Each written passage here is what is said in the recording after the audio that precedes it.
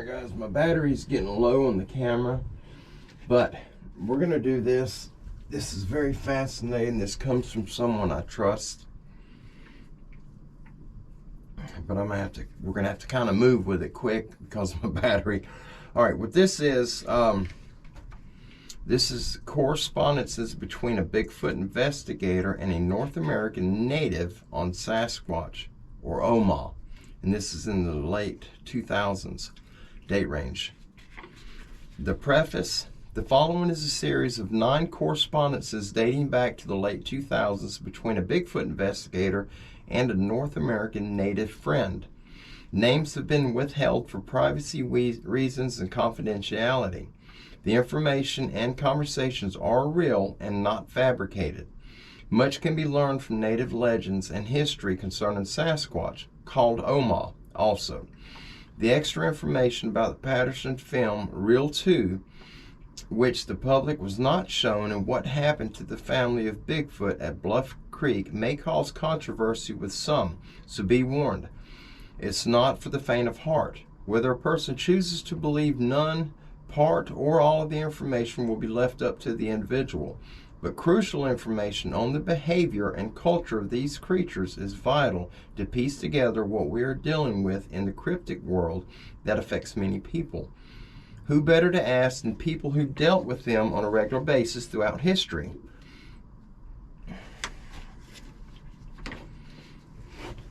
All right, this starts with the correspondence. First correspondence. Bigfoot investigator. Dear friend, I found you. I don't know where to begin. You are the first Native American I've spoken to on this subject of Sasquatch or Omaha. It is an honor.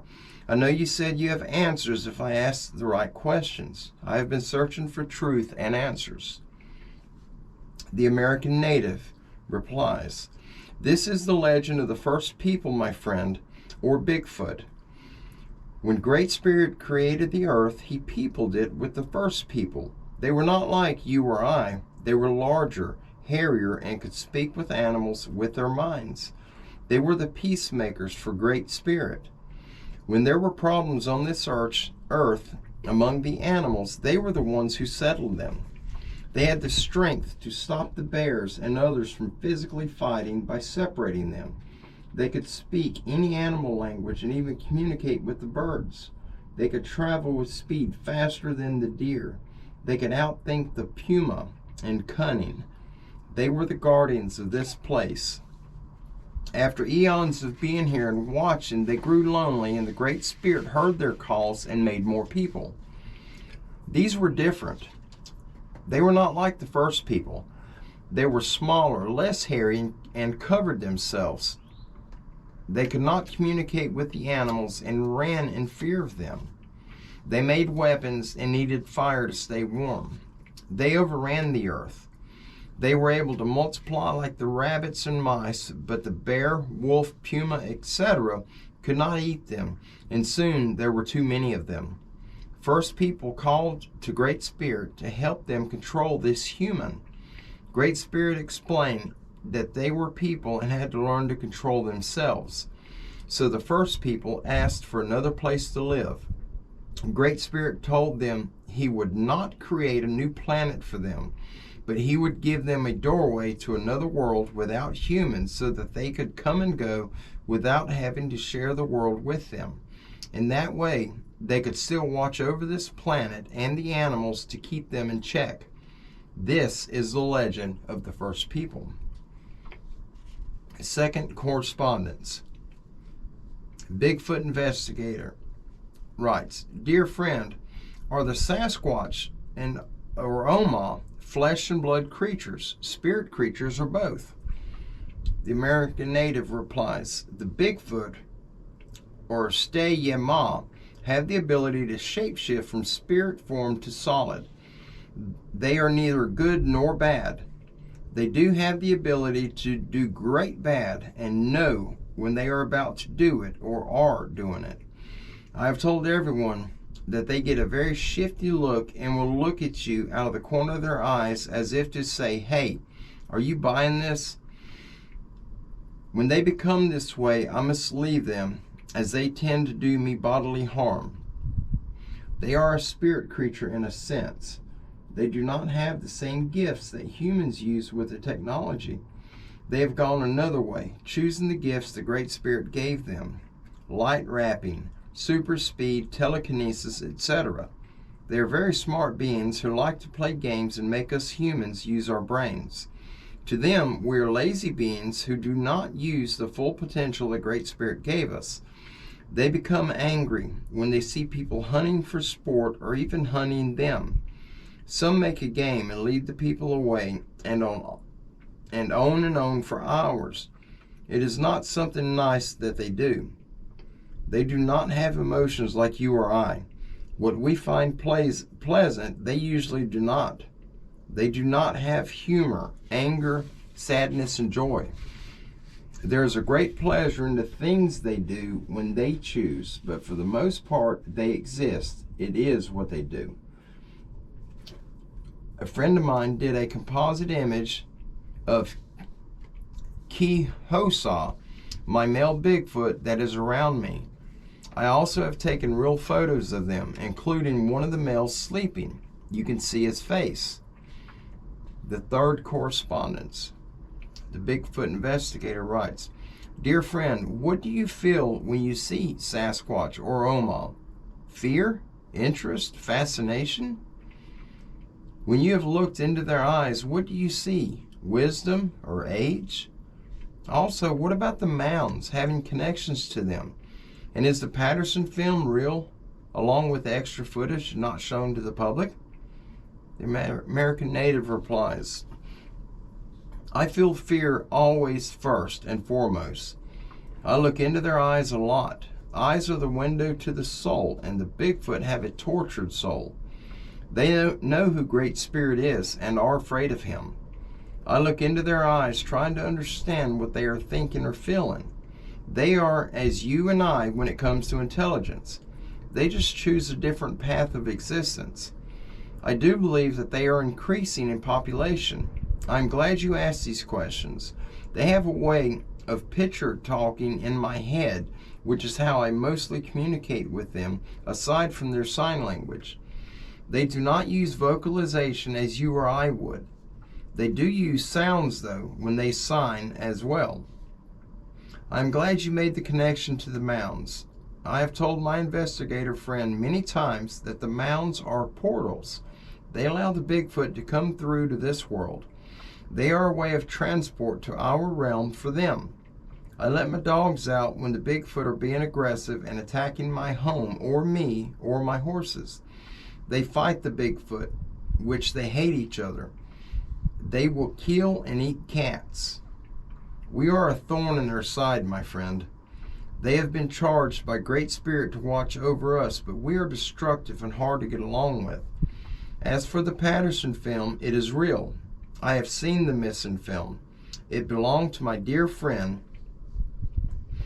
He bought it from Patterson when he was broke. It shows the Sasquatch being killed and skinned. The female is real. It was taken over 3 days' time. I believe the story of the Minnesota Iceman as well.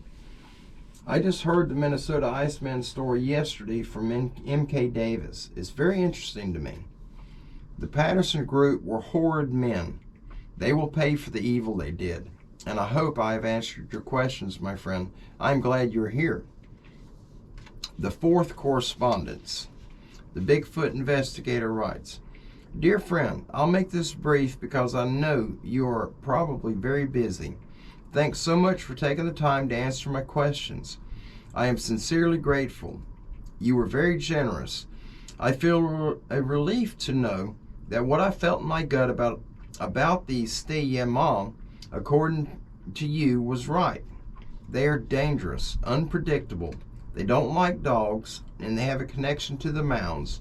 They produce fear in people, etc. Thanks for verifying the female Sasquatch in the Patterson's film to be real. I don't understand how this family of Sasquatch, if they can portal to another dimension, were able to be shot, killed, and skinned. This doesn't make sense to me. Does it to you? How were humans able to kill them in this instance at Bluff Creek? According to M.K. Davis, the shooters got the impression that they were too human and decided to bury the truth in what they had done there. Friend, one last thing. Why are the Sasquatch attacking your house and animals? Is there a way to drive them off? I'm worried for you and your family. The American native replies, "Oh, my wonderful friend, you are too kind. I am glad you feel better with my validation of what you feel in your gut. I will tell you the story if you like the Patterson film. It is horrific to say the least. My friend owned the only missing film clip that the world never has seen. Patterson sold it to him in the early 70s due to illness. So I know the story of how, when, and why. The Stay Yama only attack me when they are upset or agitated. The main aggressor is a new female that has only been with the group for 2 years now. She is red, and I call her Wild Woman. As for the animals and crops, it is what they do. They cannot stop their nature, my friend. I will be safe, and if I start to get too scared, I stay in town at the shelter, which I am involved with. Thank you, though, for worrying about me and my children. You are very kind. Let me know if you want me to tell you the story of the Patterson film, okay?" Fifth correspondence.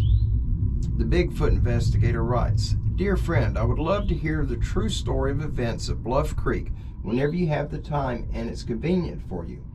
How fascinating to know the story goes way beyond what TV documentaries have shown the world.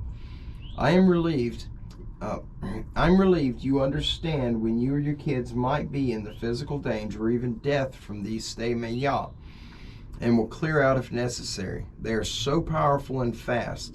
I understand now, as you have said, it doesn't take much to annoy them. Friend, one thing that creeps me out. Is it possible for these stay yama to portal into your house or appear in your house? Do they always remain outside? Have any of your group peered into your windows or want to enter your house? They seem to know what doors and windows are for, but don't know how to operate them. This creeps me out a bit. I know from past encounters of others, they have entered houses that were occupied by people. Take care and tell me the story when you have time. Your friend." The American native replies, "Hi friend, this is the real story, at least as I have been able to figure it out from seeing Reel 2 and now the others. The timber company up there was having trouble with the Bigfoot, so they called in Patterson, who brought in trackers and hunters. The first day up there, they saw the Bigfoot and realized that they needed more firepower, so they came back on day 2. That is when they found the female and the juvenile Bigfoot out in the open. In the film, I have seen the female trying to shield the young one as they cannot shield when young, and the dog is trying to get the young one. The female is fighting it off when she is shot.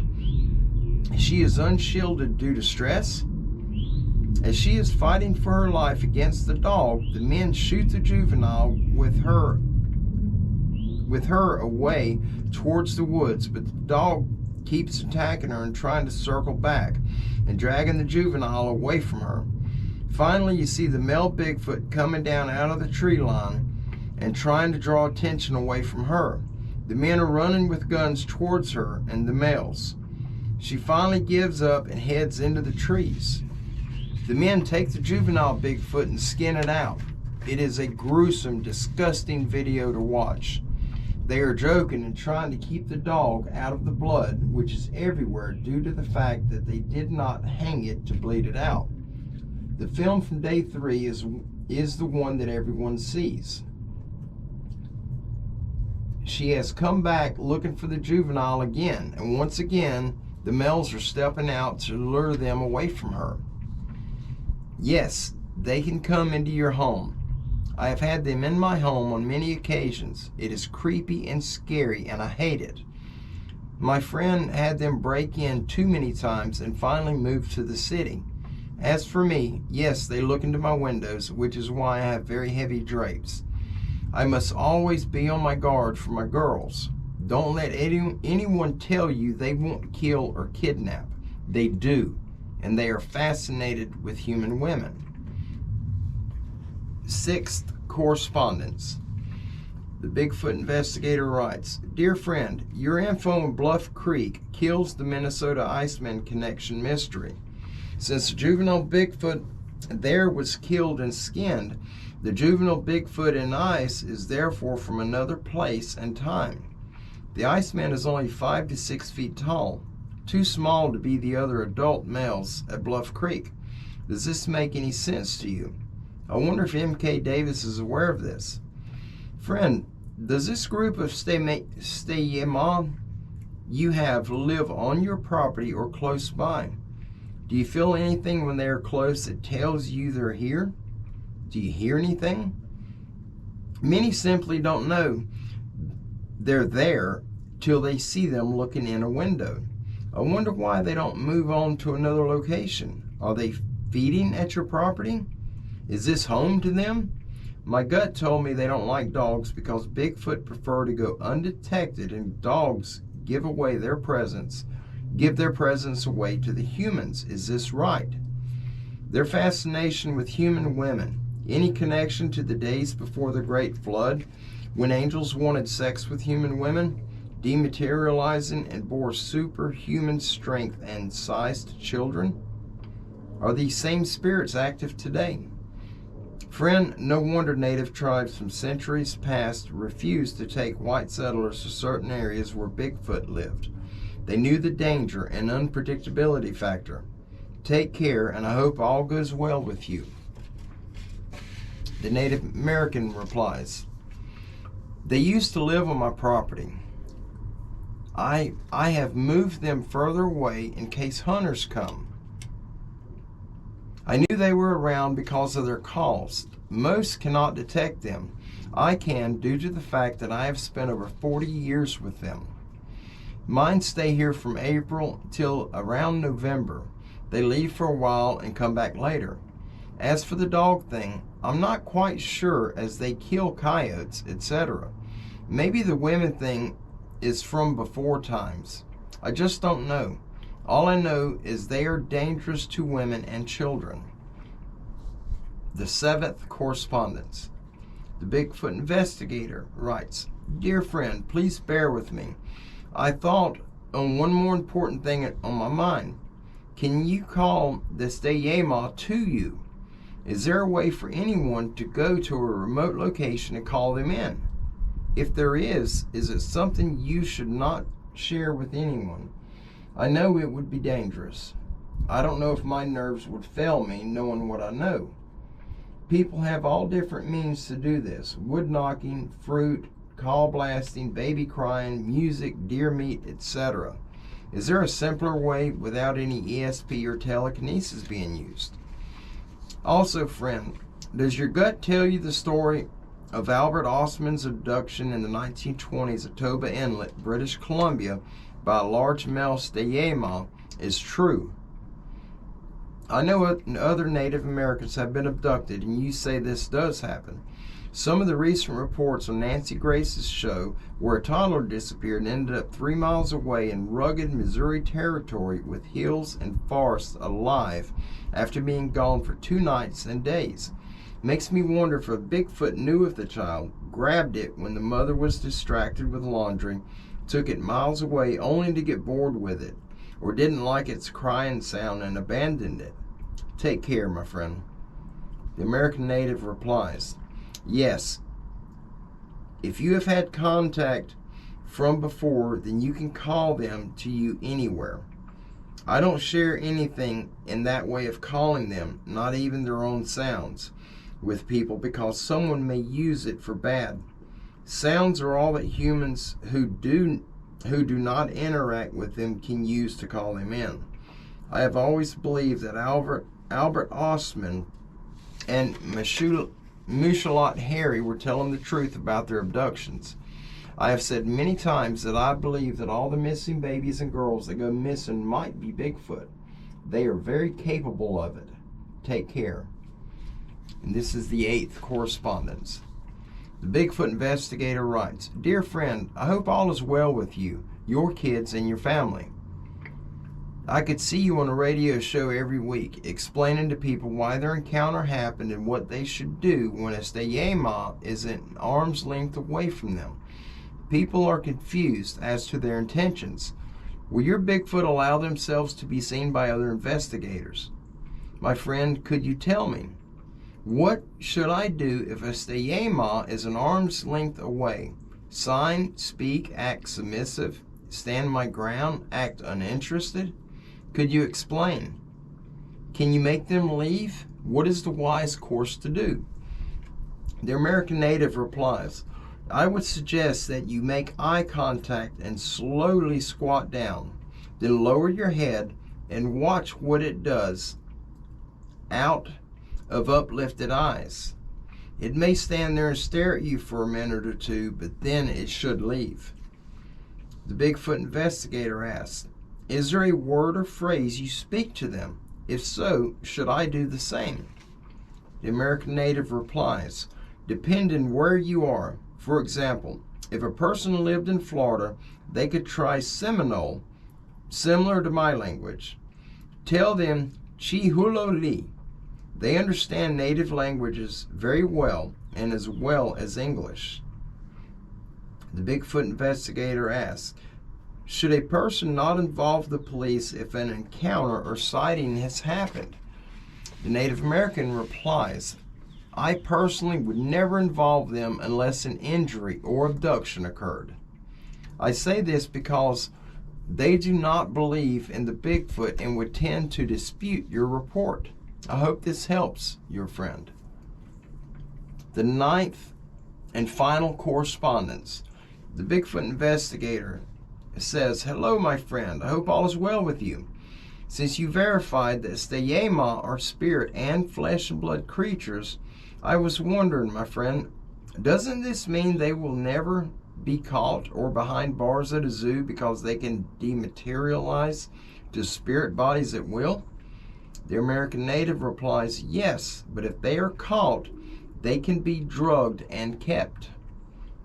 The Bigfoot investigator asks, "Are Bigfoot hunters wasting their time chasing them and trying to solve the Bigfoot mystery, since the Steyema are spirit and flesh and will appear only when they want to and to who they choose to?"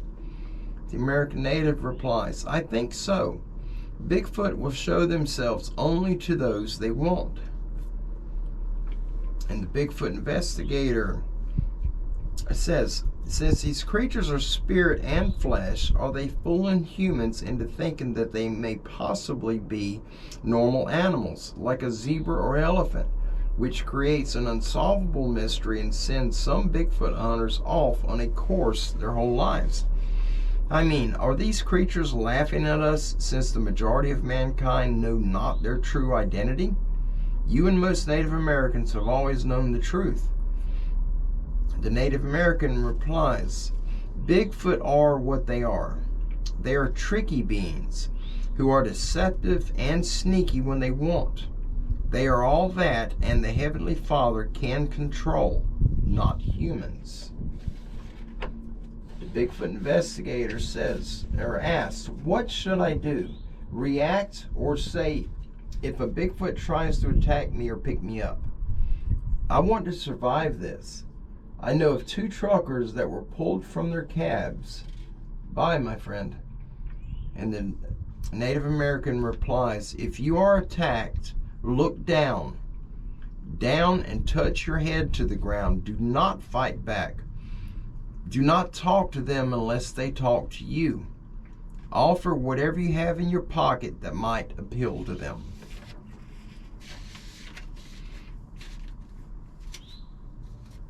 Okay, this is, I'm going to show you this. I got one picture here. This is an artist CGI recreation of the male leader Bigfoot, Kihosa. Bigfoot are also known as Steyema and Oma. Oh, let me turn my screen on. There she is. There he is. That's the big guy.